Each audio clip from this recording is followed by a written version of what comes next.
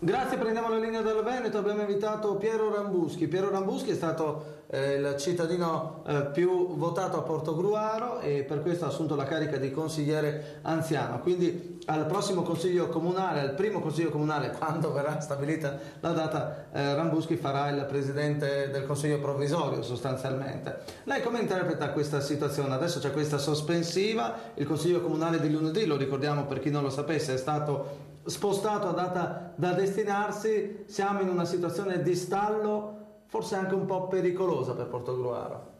Sì, io non vedo che sia pericolosa per Portogruaro, se non altro questa seduta ormai prevista per il giorno 13 probabilmente si farà a fine mese, quindi è uno slittamento solo di questa seduta. Per l'esito finale noi siamo tranquilli che sicuramente non verrà accolto il ricorso che è stato fatto da Bertoncello. Ecco, lei parlava anche di un controricorso qualora il ricorso di Bertoncello venisse accolto. Sì. Che cosa significa questo? No, significa che proprio nel caso limite, direi, che il TAR dasse ragione a Bertoncello, sempre per quella famosa divisione dei consiglieri comunali, noi siamo pronti a fare un controricorso.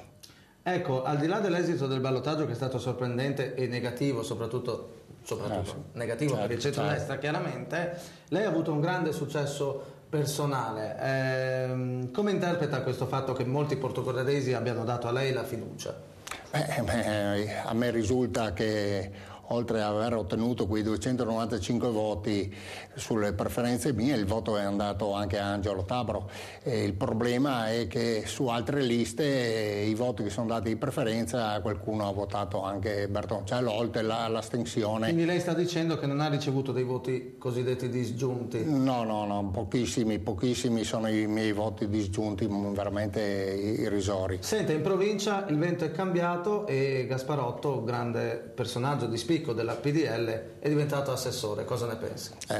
Questo puntavamo un po' tutti gli ex coordinatori di Forza Italia, almeno qua del Veneto orientale, puntavamo su Giacomo Gasparotto perché sicuramente Giacomo rappresenta il Veneto orientale, è una persona di carisma e di grandi capacità, è una persona molto leale, che questo voglio rimarcare perché è qualcosa di importante. Bene.